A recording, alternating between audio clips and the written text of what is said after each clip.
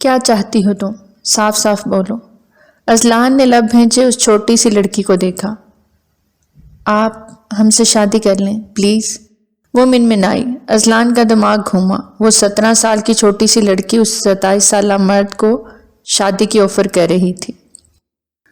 تمہارا دماغ خراب ہو گیا ہے۔ سوچ بھی کیسے لیا تم نے؟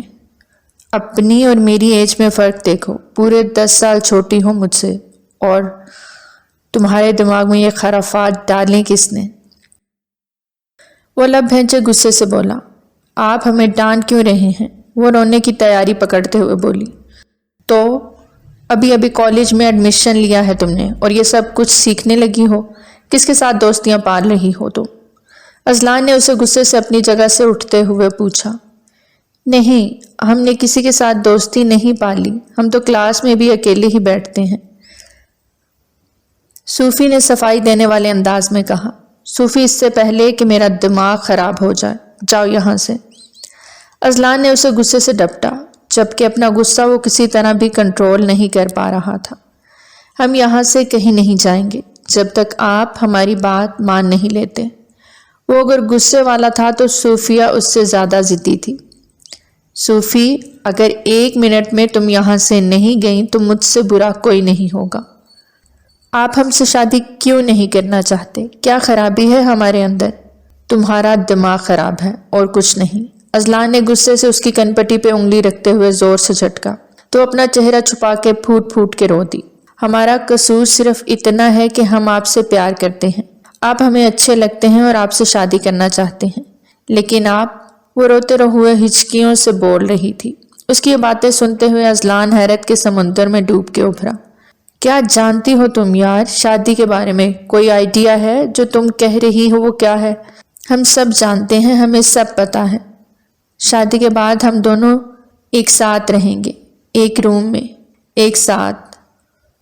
آپ میری کیئر کریں گے اور میں آپ سے پیار۔ You will shut up please. اس کے دماغ میں موجود ساری باتیں سنتا اذلان کا دماغ پھگ سے اڑا۔ اسے یقین نہیں آ رہا تھا کہ صوفی اس قسم کی باتیں بھی کر سکتی ہے۔ جاؤ یہاں سے تم فوراً۔ اذلان نے اسے دروازے کی جانب دھکیلا۔ آپ ہمارے ساتھ پھر سختی کر رہے ہیں، تم اسی قابل ہو، نکلو فوراً میرے کمرے سے۔ ہم نہیں جائیں گے۔ وہ وہیں ضد سے کھڑی رہی۔ اگر تم نہ نکلی تو میں تمہیں اپنے کمرے سے دھکے دے کر بھی باہر نکال سکتا ہوں۔ اذلان نے اسے آنکھیں دکھاتے ہوئے ڈرانا چاہا۔ آپ نے اگر ہم سے شادی سے انکار کیا تو آپ بہت پچھتائیں گے۔ صوفی کی دھمکی پہ اذلان نے دانت پیستے ہوئے اسے دیکھا۔ میں پچھتانے کے لیے تیار ہوں، جسٹ گیٹ لاسٹ۔ وہ اسے بازو سے پکڑے دروازے سے باہر دھکا دے کر اس کے منہ پہ دروازہ بند کر گیا، جبکہ صوفی اس بند دروازے کو دیکھتی ہوئی شدید غصے میں آئی۔ ہم آپ کو اس کے لیے کبھی معاف نہیں کریں گے۔ آپ نے ہماری محبت کی توہین کی ہے۔ ہم آپ سے سچی محبت کرتے تھے اور آپ نے… وہیں دروازے کے پاس کھڑے ہوتے ہوئے رو رہی تھی اور وہ تیز قدموں سے اپنے کمرے کی جانب بھاگ گئی۔ میر ولا میں بسنے والے 2 خاندان تھے۔ میر صاحب کے 2 بیٹے تھے، جن میں سے ایک کی شادی خاندان میں اور دوسرے کی خاندان سے باہر ہوئی تھی۔ میر علی کی بیوی سعدیہ بیگم تھی، جو ان کی کزن تھی، جن سے ان کی 2 اولادیں تھیں، ایک بیٹا اور ایک بیٹی۔ بیٹے کا نام میر اذلان اور بیٹی کا نام عینی تھا، اور دوسرا بڑا بیٹا میر حیدر تھا، جن کی شادی خاندان سے باہر ہوئی تھی۔ عذرا سے ان کی محبت کی شادی تھی۔ ان کو بھی اللہ نے ایک بیٹے اور ایک بیٹی سے نوازا تھا۔ بیٹے کا نام میر ہادی جبکہ بیٹی کا نام صوفیہ تھا۔ میر ولا میں سب ایک دوسرے سے بہت محبت کرتے تھے اور ایک دوسرے کے دکھ سکھ میں ایک دوسرے کا ساتھ دیتے تھے۔ والدین میں محبت ہو تو بچوں میں بھی محبت خود بخود ہو جاتی ہے۔ یہی وجہ تھی کہ جس طرح اذلان اپنی بہن عینی کا خیال رکھتا تھا، ویسے ہی وہ صوفی کا بھی خیال رکھتا تھا اور اس کی دل سے کیئر کرتا تھا۔ دونوں اس کے لیے ایک جیسی تھیں، لیکن آج صوفی نے اس محبت کو کوئی اور رنگ ہی دے دیا تھا۔ وہ کافی اپسٹ تھا۔ اسے سمجھ نہیں آ رہی تھی کہ وہ کس طرح اس مسئلے کو حل کرے۔ صوفی کی عمر کم تھی اور کچا ذہن تھا، اور اس کے ذہن میں ابھی اس طرح کی باتیں نہیں آنی چاہیے تھی۔ وہ اپنی لائبریری میں بیٹھا گہری سوچ میں ڈوب گیا تھا۔ اسے اس معاملے کو بہت طریقے سے ہینڈل کرنا تھا تاکہ صوفی ہرٹ نہ ہو، لیکن وہ یہ نہیں جانتا تھا کہ وہ آج اسے کتنا ہرٹ کر گیا تھا۔ صوفی اپنے کمرے میں آ کے مسلسل روتی رہی۔ آج ہی تو ہمت کر کے اس نے اپنی دوست کے کہنے پہ اذلان سے اپنی محبت کا اظہار کیا تھا۔ لیکن بدلے میں اس کے ساتھ یہ سب ہو جائے گا اسے امید نہیں تھی۔ تکیے پہ سر رکھے روتے ہوئے وہ سو گئی۔ زندگی میں کبھی بھی اذلان نے ان سے، اینی اور صوفی دونوں سے کبھی اونچی آواز میں بات نہیں کی تھی، اور آج پہلی بار اذلان نے اسے ڈانٹا۔ رات کے کھانے کی ٹیبل پہ بھی وہ موجود نہیں تھی۔ اس کی کمی کو محسوس کرتے ہوئے اس کے بابا عذرا بیگم کی جانب مڑے۔ عذرا بیگم، ہماری لاڈلی بیٹی کہاں ہے؟ کھانے پہ کیوں نہیں آئی؟ میں نے بولا تھا میر صاحب، لیکن اس کی طبیعت خراب تھی تو وہ جلدی سو گئی، اس لیے میں نے اسے جگانا مناسب نہیں سمجھا۔ عذرا بیگم نے کھانا سرو کرتے ہوئے دھیرے سے کہا، دیکھنا کوئی زیادہ طبیعت خراب نہ ہو، اگر زیادہ خراب ہوئی تو ڈاکٹر کے ہاں لے جائیں گے، آپ اس کو چیک کر لیجئے گا۔ جی میں سونے سے پہلے دیکھ لوں گی۔ عذرا بیگم نے اس بات میں سر ہلایا، جبکہ میر اذلان کے ہاتھ کھانا کھاتے ہوئے تھم گئے۔ وہ جانتا تھا کہ وہ آج بہت ہرٹ ہوئی ہے اور اذلان نے اسے کچھ زیادہ ہی سنا دی تھی، اس لیے اس نے کل ہی صوفی سے بات کر کے اسے سمجھانے کا فیصلہ کیا تاکہ بات مزید آگے نہ بڑھے۔ اچھا، اس میں اتنا رونے والی کیا بات ہے؟ ضروری تو نہیں جیسا ہم چاہیں ویسا ہی ہو جائے۔ اس وقت صوفی کالج کے گارڈن میں بیٹھی اپنی دوست کے ساتھ وہ ساری باتیں شیئر کر رہی تھی جو اذلان نے اس سے کہی تھی۔ شیلا اس کی بیسٹ فرینڈ تھی۔ شیلا سے دوستی اس کی کالج کے دنوں میں ہی ہوئی تھی۔ نئی نئی دوستی تھی اور شیلا کو بھی بہت پسند تھی۔ امیر بھی تھی اور خوبصورت بھی تھی، اور شیلا نے اس سے دوستی ایسی بنائی کہ پھر اس کو کسی اور کا دوست بننے ہی نہ دیا، اس کو صرف خود تک محدود کر لیا۔ صوفی کو بھی شیلا بہت اچھی لگتی تھی کیونکہ وہ اس کے ساتھ بہت اچھے سے پیش آتی تھی، اور صوفی اپنی ہر بات شیلا سے ڈسکس بھی کر لیا کرتی تھی، یہاں تک کہ اس کی باتوں میں زیادہ تر اذلان کی ہی باتیں ہوتی، جس سے شیلا کو یہ اندازہ ہوا کہ وہ اذلان سے بہت محبت کرتی ہے، اس لیے ہر وقت اس کی باتیں کرتی رہتی ہے۔ شیلا نے اس کے دماغ میں یہ بات ڈال دی، جس وجہ سے صوفی کا اذلان کو دیکھنے کا انداز، اس سے بات کرنے کا انداز بدل گیا۔ اس کے دل میں اذلان کے لیے فیلنگز بدلنے لگی، جبکہ اس سے پہلے وہ اس کو بالکل اپنے بھائی کے جیسے ہی سمجھتی تھی۔ تم نے ہم سے کہا تھا کہ ہم اذلان بھائی سے اپنی محبت کا اظہار کریں گے تو وہ بہت خوش ہو جائیں گے، لیکن انہوں نے الٹا ہمیں ڈانٹ دیا، ہمیں اتنی باتیں سنائیں، یہاں تک کہ ہمیں اپنے کمرے سے بھی نکال دیا، اور تم کہہ رہی ہو کہ ہم روئیں بھی نہیں۔ روئیں نہ تو اور کریں کیا؟ صوفی اپنے آنسو پوچھتے ہوئے بولی، کیا تم ابھی بھی اپنے اسی کزن سے پیار کرتی ہو؟ شاید بہت زیادہ کرتے ہیں، اتنا کہ ہمیں خود بھی نہیں پتا۔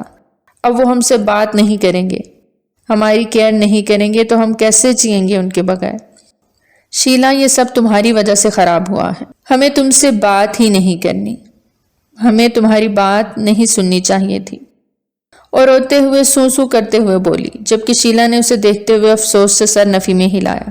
کیا تم اذلان کو پانا چاہتی ہو؟ شیلا کے دماغ میں ایک دم سے شیطانی خیال آیا۔ ہاں، وہ ہمیں اچھے لگتے ہیں، ہم کیا کریں ایسا کہ وہ ہمیں مل جائیں؟ تم ایک کام کرو، میری بات غور سے سنو، جیسا میں بتاتی ہوں تم ویسا ہی کرنا، اور تم اس کو بھیا مت کہہ دینا، میں تم سے جو کہوں وہ کرنا، میں گارنٹی دیتی ہوں وہ تمہیں مل جائے گا۔ کیا واقعی ایسا ہو سکتا ہے؟ شیلا کے اتنے پر یقین انداز پہ صوفی نے آنکھیں پھیلاتے ہوئے شیلا کی جانب دیکھا، اور پھر شیلا نے جو کچھ اس کو بتایا، وہ پلانز جس کے ذریعے اذلان صوفی کا ہو سکتا تھا، اسے سنتے ہوئے صوفی کی آنکھیں پھٹی کی پھٹی رہ گئیں۔ نہیں، ہم ایسا نہیں کر سکتے، وہ ہم سے ناراض ہو جائیں گے۔ صوفی نے صاف انکار کر دیا۔ اگر ایسا نہیں کرو گی تو ساری زندگی روتی رہو گی، تو پھر تمہیں وہ نہیں ملیں گے۔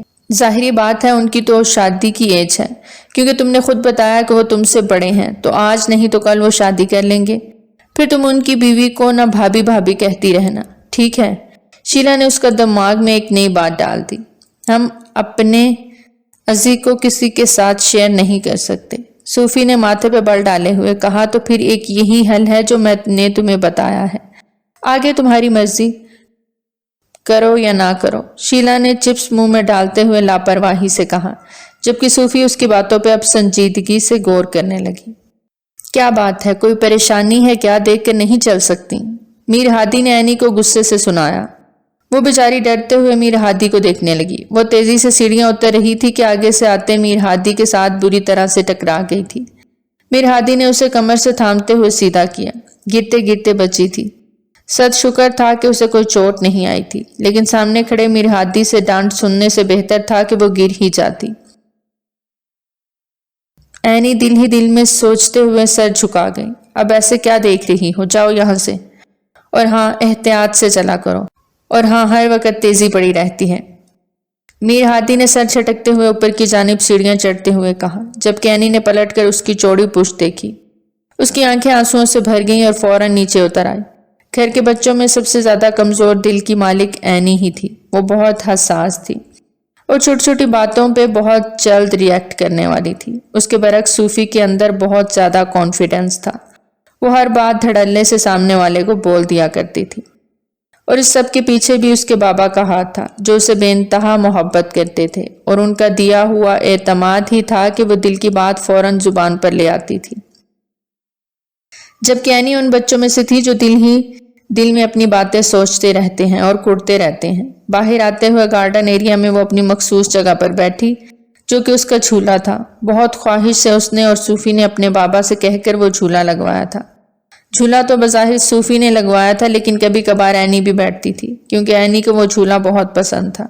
सूफी और एनी में भी बेइंतहा मोहब्बत थी। दोनों एक दूसरे पे जान छिड़कती थी। क्या बात है एनी, आज क्यूटी चुप चुप हो? सूफी उसके पास जाके झूले पे बैठती हुई पूछने लगी। कुछ नहीं, ऐसे ही बस। एनी ने एक नज़र उसको देखा और सर झुका लिया। किसी ने कुछ कहा है क्या? हमें बताओ। सूफी उसकी आंखों में आंसू देख नहीं पाई और फौरन उसके लिए लड़ने मरने को तैयार हो गई। नहीं, मुझे किसी ने कुछ नहीं कहा। सूफी, तुम परेशान ना हो, तुम बताओ तुम्हारा कॉलेज कैसा जा रहा है? एनी ने उसे टालते हुए कहा। अच्छा जा रहा है, और मुझे दुख है कि तुमने मेरे साथ हमारे कॉलेज में दाखिला नहीं लिया। हालांकि बहुत अच्छा कॉलेज है। जानती हूँ बहुत अच्छा कॉलेज है, पर तुम्हें भी तो पता है कि सीट्स कम पड़ गई थी, और फिर मेरे इंटरेस्ट के सब्जेक्ट भी नहीं थे। मेरी सारी फ्रेंड्स दूसरे कॉलेज में जा रही थी, तो इसलिए फिर मैंने भी उन्हीं के साथ दूसरे कॉलेज का इंतखाब कर लिया। हाँ, वैसे ये तो है, लेकिन अगर हम दोनों एक ही कॉलेज में एक साथ होती तो कितना अच्छा होता। सूफी ने उदासी से कहा। कोई बात नहीं, हमारा कॉलेज एक साथ नहीं तो क्या हुआ, हम घर में तो एक दूसरे के साथ रहती हैं ना। एनी ने उसका हाथ प्यार से थामा। हाँ, ये भी तो है, हम कब तक एक साथ रहेंगी? एक दिन हमारी शादी हो जाएगी, तुम अपने घर चली जाओगी और हम अपने घर, फिर हम कब मिलेंगे एक दूसरे से? सूफी की बातों पर एनी ने उसे हैरत से देखा। ये तुम कैसी बातें कर रही हो? अभी तुम्हारी उम्र क्या है, और तुम ये सारी बातें क्यों सोच रही हो? जब वक्त आएगा तो देखा जाएगा। एनी ने उसे धीरे से कहा। तो वक्त कौन सा दूर है, आजकल तो छोटी उम्र में ही शादी कर दी जाती है, और एक दिन शादी तो होनी ही है। वैसे एक आइडिया है मेरे दिमाग में, अगर मेरी शादी मीर अजलान से हो जाए और तुम्हारी शादी भैया से हो जाए, तुम भी यहीं रहोगी और हम भी यहीं रहेंगे। कितना मजा आएगा, हमें कहीं जाना ही नहीं पड़ेगा। सूफी की बातें सुनती हुई एनी के 14 तबक रोशन हो गए। वो क्या अज्यूम करके बैठी थी, एनी समझ नहीं पाई, लेकिन उसकी बातों से डर जरूर गई थी। सूफी, खुदा का वास्ता है ऐसा कुछ मत करना, ये सब बहुत गलत है, ऐसा नहीं हो सकता, और प्लीज ये बात तुम किसी और के सामने नहीं करना, वरना बहुत डांट पड़ेगी। एनी ने उसके दोनों हाथ कांपते हाथों से थामे और बहुत मोहब्बत और प्यार से आहिस्ता आवाज में कहा। क्यों डांट पड़ेगी? कोई गुनाह तो नहीं है, और फिर सगे बहन भाई की शादी तो नहीं होती ना, कजन की शादी हो सकती है, हमें पता है। सूफी ने इतरा कर कहा। होती होगी, लेकिन मुझे अब इस टॉपिक पे बात नहीं करनी। ठीक है, और प्लीज दोबारा इस टॉपिक पे किसी से भी कुछ मत कहना। अगर तुम मुझे अपनी बहन मानती हो तो। क्या तुम्हें हमारे भाई मीर हादी पसंद नहीं? सूफी ने उसकी बात काटते उसका हाथ थामे हुए रुंधे लहजे में पूछा। मीर हादी का नाम सुन के एक पल को एनी के दिल की धड़कनें थम गईं। उसको देखते ही एनी की धड़कनें पल में तेज हुई। वो इतना उससे डरती थी कि उसकी रूह तक कांप जाती थी। तो क्या शादी करके सारी जिंदगी उसके साथ रह सकती थी? नहीं, कभी नहीं। वो मीर हादी से बहुत डरती थी, और ऐसा तो उसने कभी जिंदगी में सोचा भी नहीं था कि शादी के लिए वो मीर हादी का इंतखाब करे। एक बात मेरी गौर से सुनो सूफी, ये शादी वगैरह सब कुछ हमारे वालिदैन हैंडल करेंगे। उन्होंने क्या करना है क्या नहीं वो बेहतर जानते हैं, हमें इस बारे में नहीं सोचना चाहिए। वो जहाँ कहेंगे, जिससे कहेंगे, वक्त आने पर हमें उसका हाथ थामना है, फिर चाहे वो कोई भी हो। और इस वक्त हमें हमारे कैरियर पर ध्यान देना चाहिए। ہمیں پڑھائی پر توجہ دینی چاہیے، جو کہ سب سے زیادہ ضروری ہے۔ ایک دفعہ اچھا سا کیریئر بن جاتا ہے، پھر ہم ہر میدان میں کھرے اتریں گے۔ میری بہن اس بات کو سمجھو اور صرف اپنی پڑھائی پر توجہ دو، باقی ساری باتیں دل و دماغ سے نکال دو، ٹھیک ہے؟ اینی نے اسے بہت محبت سے سمجھایا تھا، جبکہ صوفی کے ماتھے پہ پھر سے بل پڑ گئے۔ کوئی بھی ہمیں نہیں سمجھتا، ہماری بات کی تو کسی کی نظر میں کوئی ویلیو ہی نہیں ہے۔ آخر کیوں کوئی ہمیں نہیں سمجھتا؟ ہم اتنی محبت کرتے ہیں میر اذلان سے کہ ہمارے دل کی دھڑکن ہے، چاہے کچھ بھی ہو جائے ہم ان سے الگ نہیں ہو سکتے۔ صوفی نے جب اینی کو بھی اپنا ہم نوا نہ پایا تو پھر وہ سنجیدگی کے ساتھ شیلا کی باتوں کو سوچنے لگی۔ اسے سمجھ نہیں آیا کہ وہ یہ کام کرے یا نہ کرے، لیکن اسے میر اذلان کو پانا تھا اور اس کے لیے وہ کچھ بھی کر سکتی تھی۔ کیا بات ہے اذلان، آج تم کچھ چپ چپ سے دکھائی دے رہے ہو، کوئی مسئلہ ہوا ہے کیا؟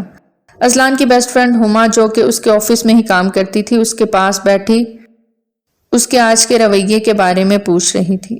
ہاں کوئی مسئلہ نہیں، بس یوں ہی۔ پین کو ٹیبل پہ رکھے وہ دائیں بائیں گھماتے ہوئے بولا، ایزی اگر کوئی مسئلہ ہے تو بتا دو۔ ہما نے کافی کا سپ لیتے ہوئے اپنائیت سے کہا، نہیں ایسی کوئی بات نہیں، جو بھی ہوا آئی کین مینج۔ تم بتاؤ، تم نے کل کہا تھا کہ تمہارے رشتے والے آ رہے ہیں، کیا بنا؟ اذلان نے اس کا دھیان خود سے ہٹانا چاہا۔ رشتے کی بات پہ ہما کا منہ بن گیا، یار ان لوگوں کی ڈیمانڈز اتنی ہیں کہ میرے والدین پوری نہیں کر سکتے۔ جب بھی کوئی لڑکی دیکھنے آتا ہے تو اسے لڑکی سے زیادہ جہیز میں انٹرسٹ ہوتا ہے۔ میرے ماں باپ کے پاس اتنا نہیں ہے کہ وہ دولت، گاڑی، یہ سب کچھ دے سکیں، اس لیے انکار ہو جائے گا، ہما نے نارمل انداز میں جواب دیا۔ اذلان اسے بس دیکھتا رہ گیا، مطلب تمہارا رشتہ ہوتے ہوتے ختم ہو گیا اور تمہیں پرواہ ہی نہیں؟ اذلان نے چیئر کے ساتھ ٹیک لگاتے ہوئے گہرا سانس خارج کرتے اسے دیکھتے پوچھا، کس بات کی پرواہ کروں؟ جو نصیب میں ہوگا وہ چل کر آ جائے گا، اور جو نصیب میں نہیں ہے میں چاہ کر بھی اسے حاصل نہیں کر سکتی۔ تم تو حالات سے واقف ہو، ہما نے اس کی جانب دیکھتے ہوئے پوچھا۔ اذلان ویسے تم میری جگہ ہوتے تو کیا کرتے؟ ہما نے اس کی جانب دیکھتے ہوئے پوچھا۔ ایک لڑکی اور کر بھی کیا سکتی ہے، غریب ماں باپ کی بیٹی ہونا بھی سب سے بڑا گناہ ہے۔ خیر چھوڑو ان باتوں کو، تمہارا کیا شادی کا ارادہ ہے؟ تم کب شادی کر رہے ہو؟ آپ ہم سے شادی کر لیں۔ اذلان کو صوفی کے کل کے الفاظ یاد آئے تو ایک دم سے وہ خاموش ہو گیا۔ اگر آپ نے ہم سے شادی نہ کی تو آپ بہت پچھتائیں گے۔ اس کے وہ آخری الفاظ یاد کرتا اذلان لب بھینچ گیا۔ کہاں کھو گئے، کہیں کوئی پسند تو نہیں کر لی تم نے؟ ہما نے اس کی آنکھوں کے سامنے چٹکی بجائی تو وہ چونکا۔ نہیں ایسی کوئی بات نہیں، فی الحال میرا تو کوئی ارادہ نہیں ہے اور نہ میں ارادہ بنا سکتا ہوں، ابھی ٹوٹلی فوکس فیوچر کے اوپر ہے، شادی کے جھنجھٹ میں نہیں پڑنا چاہتا۔ اذلان نے اسے صاف لفظوں میں کہا۔ گڈ، لیکن گھر والوں نے تمہیں فورس نہیں کیا کہ اب تم شادی کر لو، شادی کی عمر ہو گئی ہے، فلاں فلاں فلاں؟ ہما نے مسکراتے ہوئے کہا، نہیں ہم پہ کسی قسم کی کوئی فورسمنٹ نہیں ہے، جب ہو گئی تو دیکھا جائے گا۔ خیر مسٹر علی کو بلانا ہے، آج مسٹر حبیب کے ساتھ میٹنگ ہے تو وہ میرے ساتھ جائے گا۔ اذلان نے ہما سے کہتے ہوئے اپنا لیپ ٹاپ آن کیا۔ ٹھیک ہے میں انہیں بھیجتی ہوں۔ اپنی جگہ سے اٹھتے ہوئے وہ باہر نکل گئے، جبکہ اذلان کے دماغ میں پھر سے صوفی کی باتیں گردش کرنے لگی۔ وہ 2 دن سے اپسٹ تھا، چاہ کر بھی وہ صوفی سے بات نہیں کر پا رہا تھا۔ وہ جانتا تھا کہ وہ اس سے بات کرے گی تو وہ مزید اس بات کو لے کے کسی غلط فہمی کا شکار ہو جائے گی، اس لیے اس کے ساتھ روڈ ہو چکا تھا، پر پھر بھی اس کی باتیں وہ بھلا نہیں پا رہا تھا۔ اذلان گھر داخل ہوا تو اس کا سامنا صوفی سے ہو گیا، جو اسے دیکھ رخ پھیر کے وہاں سے اپنے کمرے میں چلی گئی۔ اذلان کو اس کی ناراضی بالکل اچھی نہ لگی، اس کے دل پہ جیسے کوئی بوجھ آن پڑا ہو۔ وہ تھکے ہارے قدموں سے اپنے کمرے کی جانب بڑھ گیا۔ کافی وقت وہ وہیں گزار کر باہر نکلا، دل اس کا بے چین تھا کیونکہ صوفی اس سے بہت ناراض تھی۔ وہ اسے زیادہ دیر ناراض نہیں رکھنا چاہتا تھا۔ یہی سوچتا ہوا وہ اس کے کمرے کی جانب بڑھا۔ وہ اس کی ناراضی کو دور کرنے جا رہا تھا، لیکن نہیں جانتا تھا کہ اس کا یہ قدم اس پہ ساری زندگی کے لیے بھاری پڑنے والا تھا۔ دروازہ کھولتا وہ اندر بڑھا تو وہ بستر پہ بیٹھی موبائل یوز کر رہی تھی۔ اذلان کو اندر آتے دیکھ وہ ماتھے پہ بل ڈال گئی۔ کیا بات ہے؟ اتنی ناراض ہو گئی ہو اپنے ایزی بھیا سے کہ بات بھی نہیں کر رہی اور رخ بھی پھیر لیا؟ وہ اس کے پاس بیٹھتا مدھم لہجے میں بولا، آپ سے مطلب آپ کو ہماری فکر ہوتی تو اس دن کمرے سے باہر نہ نکالتے۔ وہ نہ روٹھے انداز میں گلا کرتے رخ پھیر گئی۔ आई एम सॉरी, उस दिन तुम्हारी बात पे इस कदर हाइपर हो गया था कि मैं अपना गुस्सा कंट्रोल ही ना कर पाया।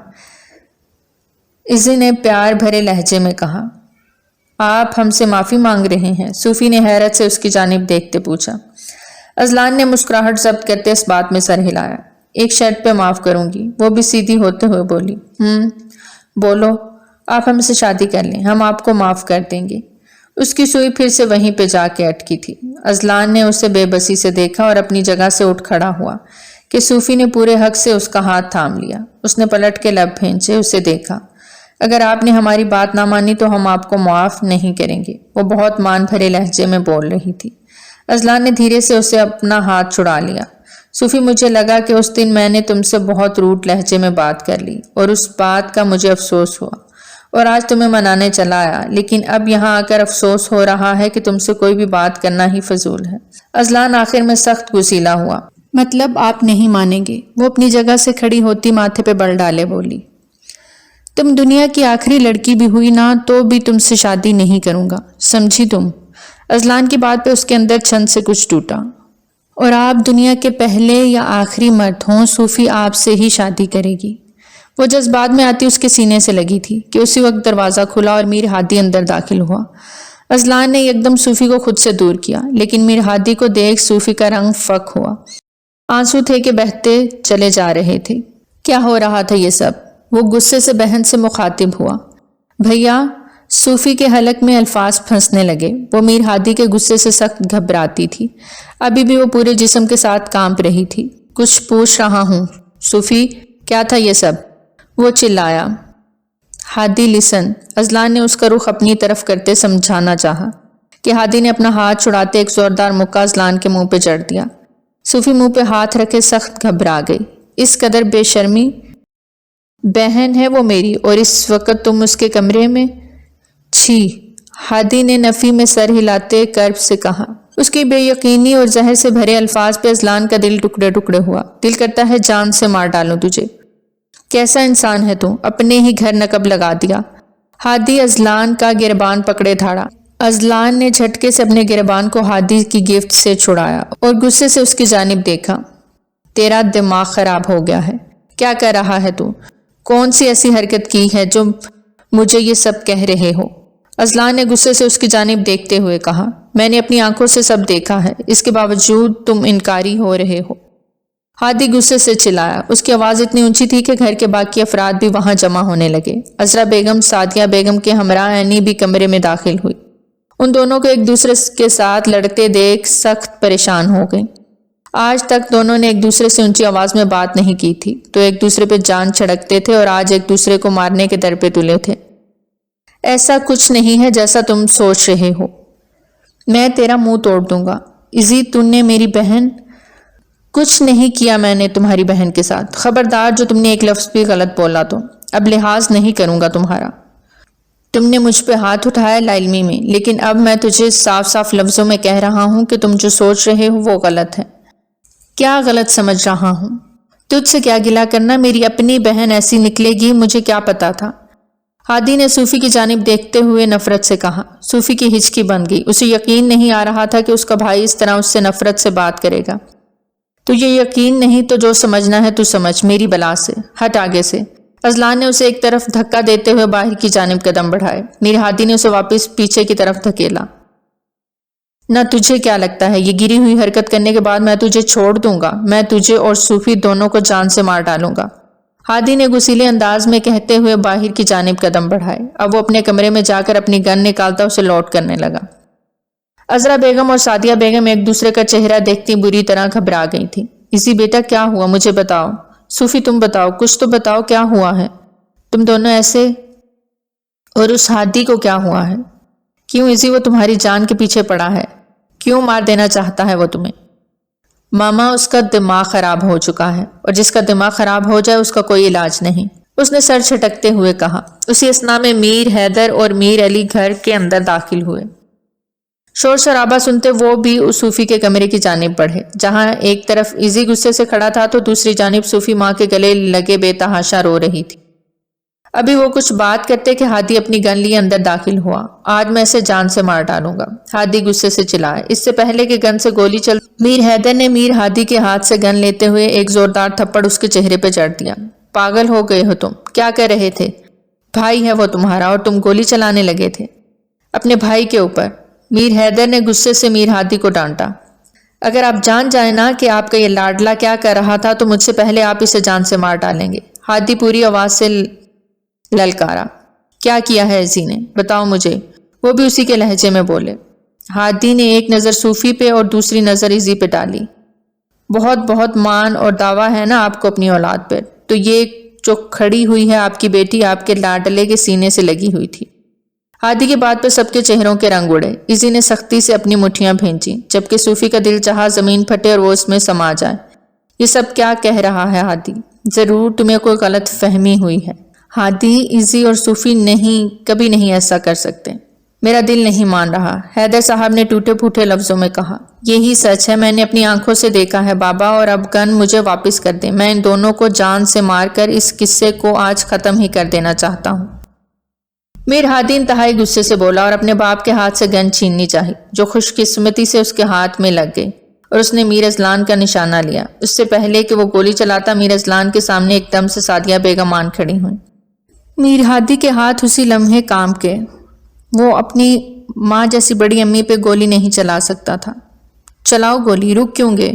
تمہیں لگتا ہے کہ میرا بیٹا غلط ہے تو اس سے پہلے مجھے مار ڈالو، کیونکہ اپنے بیٹے کی تربیت میں پھر کمی میری ہی وجہ سے رہی ہوگی، جو میں اس کی تربیت نہیں کر سکی۔ سعدیہ بیگم روتے ہوئے بولی۔ ماما یہ آپ کیا کہہ رہی ہیں؟ اسی بے بسی سے بولا۔ ہاں صحیح کہہ رہی ہوں میر اذلان، میری ہی تربیت میں کوئی کمی رہ گئی تھی جو آج یہ دن دیکھنا پڑا۔ اگر تمہیں صوفی پسند تھی تو ایک بار ہم سے کہہ کر تو دیکھتے، آپ دونوں کی شادی ہم سب گھر والے بھی خوشی سے کروا دیتے۔ لیکن یہ سب کیا ہے؟ ایسے وہ تو بچی ہے لیکن تم تو سمجھدار تھے، تمہیں سمجھنا چاہیے اذلان۔ اذلان نے اپنی ماں کو حیرت سے دیکھا، مطلب وہ بھی یہی سمجھ رہی تھی جو ہادی ان کو بتا رہا تھا۔ جب انہوں نے یقین کر لیا تھا تو پھر وہ خاموش ہو گیا۔ ایک مان بھری نگاہ اذلان نے اپنے باپ پر ڈالی۔ بابا، کیا آپ کو بھی یہی لگتا ہے کہ میر ہادی جو کہہ رہا ہے وہ سچ ہے؟ کیا آپ بھی صرف اسی پر یقین کرتے ہیں؟ بیٹا، میرے لیے تم اور میر ہادی دونوں برابر ہو۔ میں ایک پل کو میر ہادی کی بات کو جھٹلا بھی دوں تو لیکن کیا یہ بات جھٹلا سکتے ہو کہ تم اس وقت صوفی کے کمرے میں کیا کر رہے تھے؟ میر علی کی بات پہ میر اذلان لب بھینچے بالکل خاموش ہو گیا۔ اب کہنے سننے کو کچھ بچا ہی نہیں تھا۔ ہاں، ایک صوفی تھی جو اس بات کی گواہی دے سکتی تھی کہ جس طرح وہ اس بات کو جھٹلا رہا تھا، اسے امید تھی کہ صوفی بھی اس بات کو جھٹلائے گی۔ اس نے ایک نظر صوفی کی جانب دیکھا۔ بس صوفی میرے لیے عینی کی طرح ہے اور میں نے ہمیشہ اسے عینی کی طرح ہی ٹریٹ کیا ہے۔ آپ چاہیں تو بے شک صوفی سے پوچھ سکتے ہیں، جیسا آپ سوچ رہے ہیں ویسا کچھ نہیں۔ اگر میں یہاں موجود تھا تو اس کا یہ مطلب نہیں میرے اور صوفی کے بیچ میں کچھ تھا۔ وہ صرف مجھ سے ایک بات کر رہی تھی جس کا ہادی نے غلط مطلب نکالا ہے۔ میں نے غلط مطلب نکالا ہے کہ تم غلط کر رہے تھے میری بہن کے ساتھ۔ اگر یہ سب کچھ میں کرتا تمہاری بہن کے ساتھ تو تم کیا کرتے؟ میں تمہارے بہن کے کمرے میں جا کر اس کو سینے سے لگاؤں تو تم کیا کرو گے؟ ہادی! اذلان غصے سے چلایا اور سیدھا اس کی جانب بڑھتا اسے ایک زوردار مکہ مار گیا۔ بدلے میں ہادی نے بھی اس کے جبڑے پہ ایک مکہ مارا۔ دونوں میں ہاتھا پائی شروع ہو گئی۔ میر علی اور میر حیدر دونوں کو ایک دوسرے سے دور کرتے ہوئے پیچھے کی جانب دھکیلنے لگے۔ خبردار تم دونوں نے ایک دوسرے کے اوپر ہاتھ اٹھایا تو، ورنہ میرا مرا ہوا منہ دیکھو گے، میر علی نے غصے سے ہانپتے ہوئے کہا۔ وہ دونوں ہی شیر کی طرح ایک دوسرے کو جان سے مار دینے کے در پہ تھے۔ میری اتنی سی بات چپ گئی۔ میں نے تو اپنی آنکھوں سے دیکھا ہے، میرے دل پہ کیا بیت رہی ہے، سمجھ سکتے ہو؟ میر ہادی اتنی اونچی آواز میں چلایا کہ پاس کھڑی عینی کو اپنے کان بند کرنے پڑے۔ بابا جان، میں آپ سے صاف صاف کہہ رہا ہوں، اس مسئلے کو یہیں اسی وقت حل کر دیتے ہیں، نہیں تو یہ انسان میرے ہاتھوں قتل ہو جائے گا۔ میر ہادی خود پہ ضبط کرتے ہوئے چلایا۔ کیا حل نکالنا چاہتے ہو تم؟ تمہیں اس کا کیا حل لگ رہا ہے؟ اذلان بھی غصے سے اس کے مقابل ہوتا چلایا۔ میں حل نکال لوں گا، ابھی میں زندہ ہوں، جس دن مر گیا نا اس دن تم دونوں آپس میں لڑ کے اپنے مسئلے حل کر لینا۔ میر علی نے دونوں کو غصے سے ایک دوسرے سے دور رکھتے ہوئے کہا۔ میر حیدر میر ہادی کو وہاں سے لے کر باہر نکل گئے، جبکہ میر علی بھی اذلان کو لیے اپنے کمرے کی جانب بڑھے۔ عذرا بیگم اور سعدیہ بیگم اب صوفی کی جانب متوجہ ہیں، وہ مسلسل روئے جا رہی تھی بنا کسی سے ایک لفظ بھی کہے۔ صوفی، ہادی جو کہہ رہا تھا کیا وہ سچ ہے؟ عذرا بیگم نے اپنی بیٹی سے بہت مان بھرے لہجے میں پوچھا۔ ایک یہی وقت تھا جب صوفی کو اذلان مل سکتا تھا۔ پلاننگ تو اس نے بہت بڑی کی تھی، لیکن اس پلاننگ سے پہلے ہی اللہ تعالیٰ نے ایسا موقع فراہم کر دیا تھا کہ وہ اس موقع کا فائدہ اٹھانا چاہتی تھی۔ ان کے پوچھنے پہ اس نے سر جھکاتے اپنا گناہ تسلیم کر لیا۔ اسے ایک پل میں سعدیہ بیگم ٹھہسی گئیں۔ اینی نے آگے بڑھ کے انہیں سنبھالا۔ یہ کیا کیا اس نے؟ سعدیہ بیگم بھی پاس ہی بیٹھی تھی۔ سعدیہ بیگم نے ان کا ہاتھ دباتے انہیں حوصلہ دیا۔ بچی ہے نہ سمجھ ہے، ہم بڑے ہیں، پیار سے سمجھائیں گے تو سمجھ جائیں گے۔ سعدیہ کی بات پہ عذرا نے نفی میں سر ہلایا۔ کوئی کچھ نہیں سمجھے گا بھابی۔ آپ نے دیکھا ہے میر ہادی کتنا غصے میں تھا، اس کا بس نہیں چل رہا تھا کہ وہ… عذرا بیگم نے سعدیہ بیگم کی جانب دیکھتے آنسو پوچھتے ہوئے کہا۔ حیدر سمجھا رہے ہیں اسے، آپ فکر نہ کریں، سب ٹھیک ہو جائے گا۔ وہ خود پریشان تھی لیکن انہیں حوصلہ دے رہی تھی۔ کتنی دیر بعد جا کے میر حیدر اور میر علی باہر نکلے، جبکہ میر ہادی اور میر اذلان کمرے میں ہی رہے۔ دونوں بھائی آج پہلی بار ایک دوسرے سے شرمندگی محسوس کر رہے تھے۔ بھائی صاحب، جو کچھ ہوا آج وہ نہیں ہونا چاہیے تھا، میر حیدر نے میر علی کے پاس بیٹھتے ہوئے افسوس سے کہا۔ جو ہوا سو ہوا، ہمیں آگے سوچنا چاہیے حیدر، اور سب کچھ سوچ سمجھ کے مجھے یہی مناسب لگ رہا ہے کہ اذلان اور صوفی کا نکاح کر دیا جائے۔ میر علی کی بات پہ میر حیدر نے حیران نظروں سے انہیں دیکھا۔ ہادی نے گھر سے الگ ہونے کا کہا تھا، لیکن یہاں میر علی نے تو کوئی اور حل نکال لیا۔ اگر تمہیں اعتراض نہ ہو تو مجھے صوفی کا رشتہ میرے بیٹے کے لیے دے دو۔ انہوں نے بہت محبت سے صوفی کا رشتہ مانگا۔ بھائی صاحب، میری صوفی آپ کی بیٹی ہے، آپ سے بڑھ کر مجھے کوئی نہیں۔ میر حیدر دل سے خوش ہوئے۔ دونوں بھائیوں نے ایک دوسرے کو گلے لگاتے سکون محسوس کیا۔ واقعی یہ حل سب سے بہترین حل تھا۔ عذرا بیگم اور سعدیہ بیگم کو بھی انہوں نے اپنا فیصلہ سنا دیا۔ ساتھ سعدیہ بیگم اور عذرا بیگم دونوں کو ہی اس فیصلے سے کچھ اچنبا ہوا، لیکن اپنے شوہر کے اس فیصلے پہ انہوں نے سر تسلیم خم کر دیا۔ اس فیصلے کا ان کے بچوں کی آنے والی زندگی پہ کیا اثر ہونا تھا وہ اس بارے میں نہیں جانتی تھی، لیکن وقت اور حالات دیکھتے ہوئے انہوں نے اپنے شوہر کے اس فیصلے کا خیر مقدم کیا۔ اذلان کو تو میر علی نے اس نکاح کے لیے راضی کر ہی لیا تھا، لیکن میر ہادی تو ہتھے سے ہی اکھڑ گیا۔ وہ نہیں چاہتا تھا کہ صوفی اور اذلان کا نکاح ہو، اس لیے وہ اس نکاح کے خلاف تو ہوا، لیکن اپنے بابا اور اپنی امی کی وجہ سے اسے خاموش ہونا پڑا۔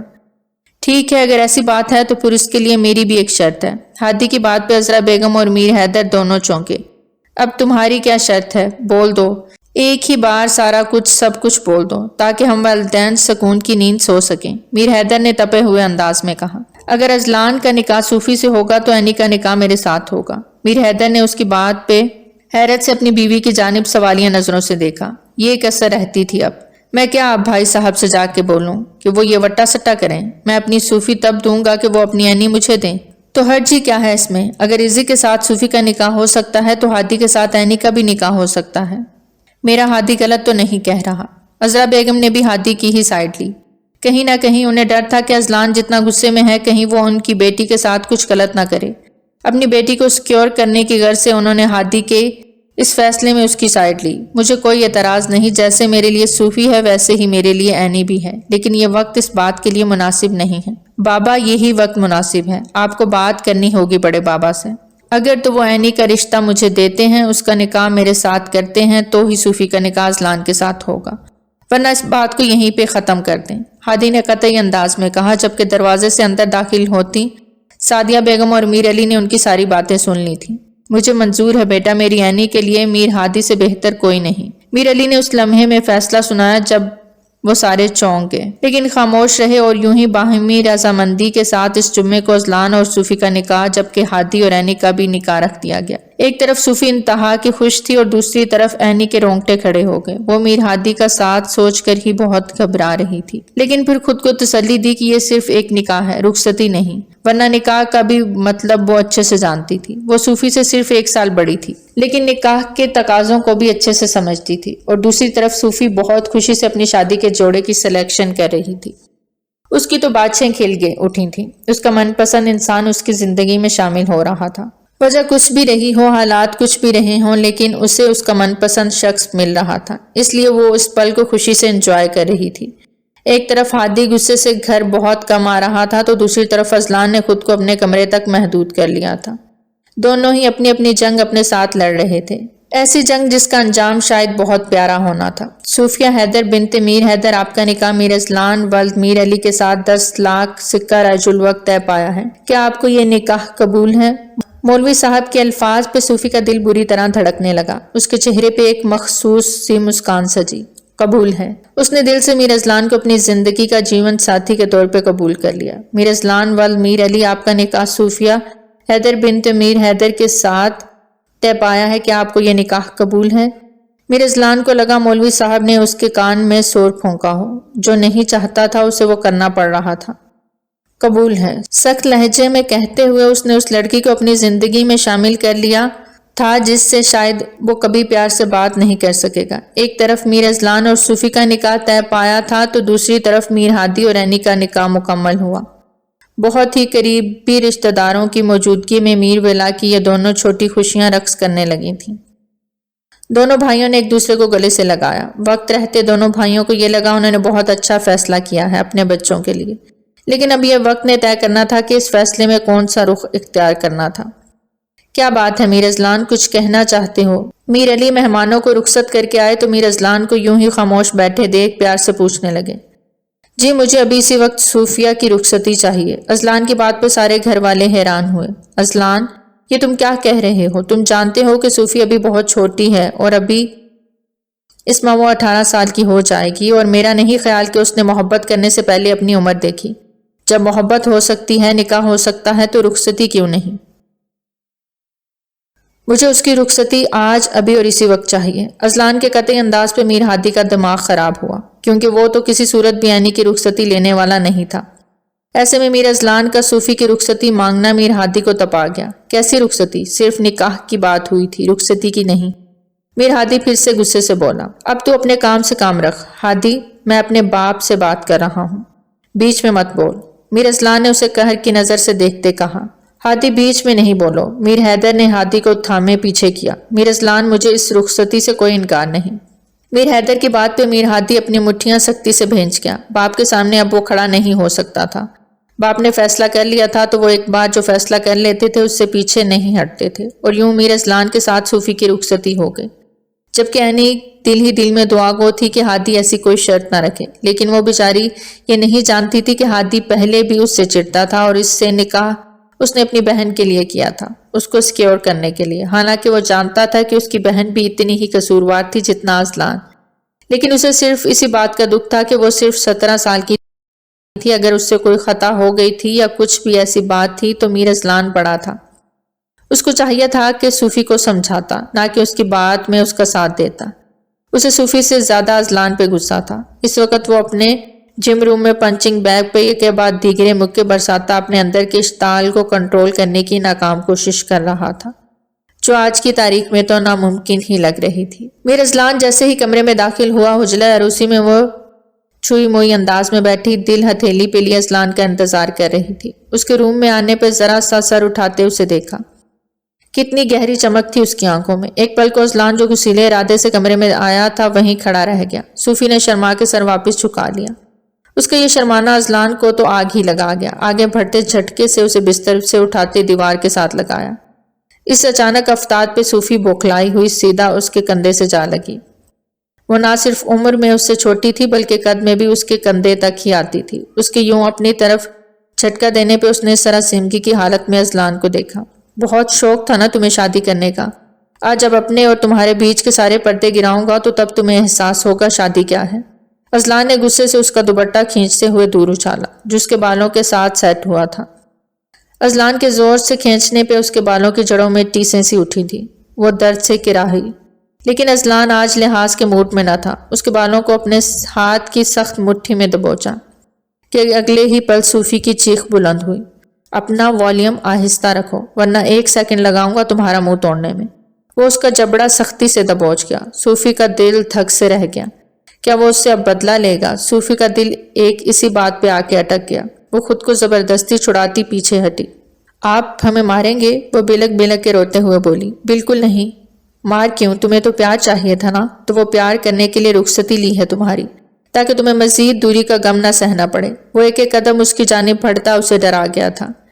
کیا کہا تھا تم نے ماما سے؟ وہ اسے ایک جھٹکے سے خود سے قریب کرتا سرد لہجے میں گرایا۔ کچھ نہیں۔ وہ اس کے سامنے ہکلا بھی جاتی لیکن بات کا جواب ضرور دیتی تھی۔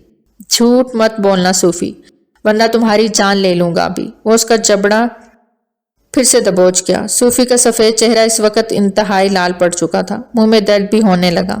سچی کچھ نہیں کہا تھا ہم نے، وہ روتے ہوئے ہچکیوں سے بولی۔ اذلان نے اسے بستر پہ دھکا دیا۔ وہ بستر پہ گرتے بہت بری طرح اپنے ہی لہنگے میں الجھتی بیڈ گراؤنڈ سے جا ٹکرائی تھی۔ اس کی ناک کی ہڈی بیڈ گراؤنڈ سے جا لگی۔ وہ ناک پکڑ کے سیدھی ہوئی تو اس کا پورا چہرہ خون سے بھرنے لگا تھا۔ اس کے ناک سے نکلتا خون دیکھ اذلان حواس باختہ ہوا۔ وہ ناک پہ ہاتھ رکھے اپنی ناک سے نکلتے خون کو حیرت سے دیکھتی رو پڑی۔ اذلان نے فوراً سے بیشتر دراز سے فرسٹ ایڈ باکس نکالتے اس کی ناک کے آگے کاٹن رکھا تاکہ اس کا خون رک جائے۔ اذلان کو خود پہ شدید غصہ آنے لگا۔ وہ جانتا بھی تھا اس کی ناک کا شروع سے ہی مسئلہ تھا۔ ناک کے اندر ایک ہڈی فالتو تھی۔ ڈاکٹر نے اس کا آپریشن بتایا تھا لیکن صوفی لاڈلی ٹھہری جسے انجیکشن دیکھ کے بے ہوشی طاری ہو جاتی تھی۔ وہ آپریشن کیا کرواتی؟ اس صورتحال میں سب گھر والے اس کو ایکسٹرا کیئر دیا کرتے تھے جس سے وہ مزید خود سر ہو گئی تھی کہ آج یہ دن دیکھنا پڑ رہا تھا۔ صوفی بیڈ گراؤنڈ سے سر اونچا کر لو فوراً جلدی، وہ اس کا خون دیکھتا گھبرائے انداز میں بولا۔ صوفی اپنے آنسو پوچھتے بیڈ گراؤنڈ کے ساتھ ٹیک لگا کے بیٹھتی اپنا چہرہ اوپر کی جانب کر گئی۔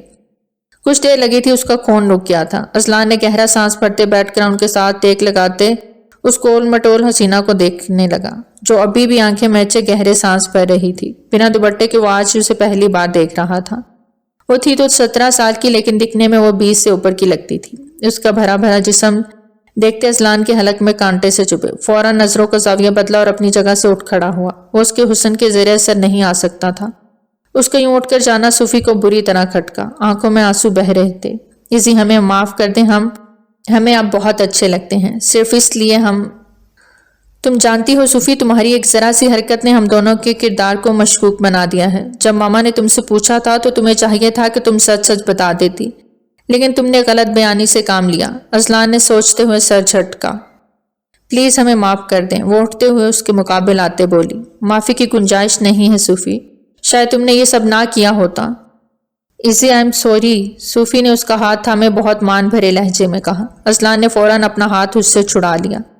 تم نے جس وجہ سے مجھ سے شادی کی ہے وہ وجہ کبھی پوری نہیں ہوگی صوفی، میں تمہارا کبھی نہیں بنوں گا۔ تم ترسو گی میری قربت کو، میری محبت کو، لیکن نہیں، تمہیں میں اپنے قربت کا مان کبھی نہیں بخشوں گا۔ تمہارے بھائی کو لگتا ہے تم سے شادی کر کے میں تم پہ ظلم و ستم کروں گا، تمہارے ساتھ زبردستی اپنا ریلیشن شروع کروں گا، تمہیں تکلیف دوں گا تاکہ وہ میری بہن کو تکلیف دے سکے، تو میں ایسا ہرگز نہیں کروں گا، بتا دینا اپنے بھائی کو۔ اذلان نے مجھے چھوا بھی نہیں۔ اذلان کی باتوں پہ صوفی کا دل چاہا کہ وہ اپنے آپ کو نوچے اور اپنے آپ کو مار ڈالے۔ اتنی اذیت اسے آج سے پہلے کبھی نہیں ہوئی تھی جتنی آج اذلان کی باتیں سن کے ہو رہی تھی۔ اذلان اپنی بات کرتے ہوئے باتھ روم میں بند ہو گیا جبکہ صوفی وہیں بستر پہ بیٹھی اپنی قسمت پہ آنسو بہانے لگی۔ وہ قسمت جو اس نے خود بنائی تھی، اپنے نصیب سے لڑ کے شاید اس دن کو اپنے نصیب میں لکھا تھا، اس کا طریقہ کار غلط تھا۔ وہ جانتی بھی تھی لیکن اس کے باوجود اپنے دل کو نہیں سمجھا پا رہی تھی جو اب بھی اذلان کا دیوانہ تھا۔ ہادی جم روم سے باہر نکلا تو پورے گھر میں ایک ہو کا عالم تھا، ہر طرف خاموشی چھائی ہوئی تھی۔ اس کے اندر ایک ابال تھا، ایک آگ لگی ہوئی تھی اس کے اندر، اور جب تک وہ ٹھنڈی نہیں ہوتی اس کو سکون نہیں آنا تھا۔ اس کی بہن کو اذلان نے کتنی آسانی سے ٹریپ کیا اور اسے نکاح کر کے اس کو رخصت کروا کے اپنے کمرے میں لے گیا۔ یہ بات کسی صورت بھی ہضم نہیں کر پا رہا تھا۔ اس کا بس نہیں چل رہا تھا کہ میرا اذلان کو جان سے مار ڈالے، لیکن اس کو مارنے کا ایک طریقہ اور بھی تھا، وہ تھی اس کی بہن اینی۔ کچھ سوچتے ہوئے وہ اینی کے کمرے کی جانب بڑھا۔ خوش قسمتی سے دروازے کو لاک نہیں لگا ہوا تھا۔ وہ آرام سے اندر داخل ہوا، دروازہ لاک کر لیا۔ نیم روشنی میں اس کی نظر سامنے بستر پہ سوئی ہوئی اینی پہ جا ٹھہری۔ ہادی کے تو تن بدن میں آگ لگ گئی۔ کہاں تو اذلان اس کی بہن کو تکلیف دے رہا ہوگا اور کہاں یہ کتنی آرام اور سکون سے سو رہی تھی۔ برداشت کہاں تھی ہادی کو۔ آگے بڑھتے ہوئے اینی کو جھنجھوڑ کے اٹھایا تو وہ اس اچانک افتاد پہ بری طرح بوکھلاتے ہوئے اٹھی، ہادی کے سینے سے جا لگی۔ اس کے چہرے پہ ہوائیاں اڑی ہوئی تھیں، ایسا محسوس ہوتا تھا جیسے وہ کسی گہری نیند میں تھی اور اچانک سے اسے جگا دیا گیا ہو۔ ابھی تو ایسا ہی تھا، ہادی نے یہی تو اس کے ساتھ کرنا چاہا تھا۔ کیا ہوا؟ اس نے گھبراتے ہوئے ہادی کی جانب دیکھتے ہوئے پوچھا۔ کیا ہوا؟ جو تمہارے بھائی نے کیا میری بہن کے ساتھ، اب وہی میں تمہارے ساتھ کرنے آیا ہوں۔ ہادی نے غصے سے اینی کے بازو کو جھنجھوڑتے ہوئے کہا۔ بھیا نے صوفی کے ساتھ کچھ بھی نہیں کیا، ان کو عزت کے ساتھ وہ رخصت کر کے لے گئے ہیں۔ پلیز آپ کچھ بھی شٹ اپ، خبردار جو اپنے بھائی کے ساتھ دیا تو میں چاہوں تو 2 منٹ میں ابھی رخصتی کی ڈیمانڈ کر سکتا تھا، لیکن میں نے ایسا نہیں کیا کیونکہ میں بنا رخصتی ہی تمہارے ساتھ ایک ہی کمرے میں رہنا چاہتا ہوں۔ آپ ایسا نہیں کریں گے ہادی؟ اب آواز نہ آئے تمہاری، کیونکہ ہادی جو ایک بات سوچ لے پھر اس سے پیچھے نہیں ہٹتا۔ ہادی نے اینی کو زور سے بستر پہ دھکا دیتے ہوئے کہا۔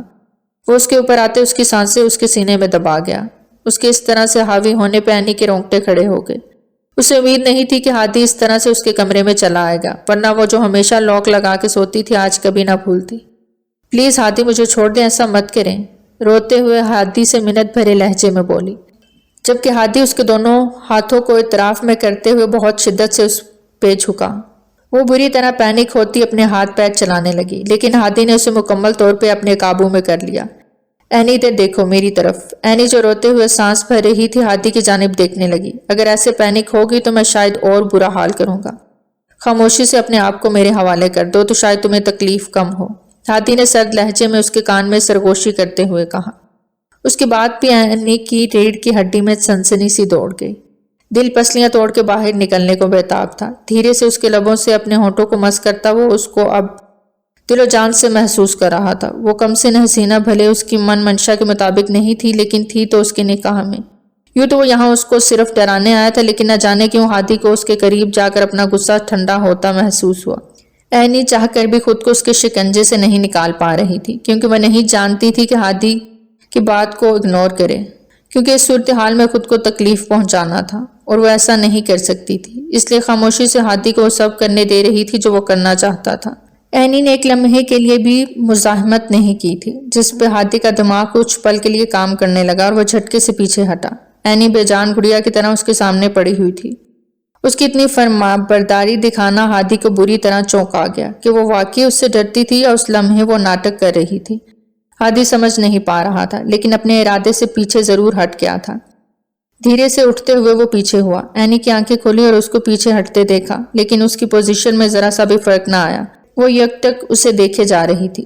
کیا ہوا؟ حیران ہو رہی ہو؟ میں چاہ کر بھی اذلان جتنا بے حس اور ظالم نہیں بن سکتا۔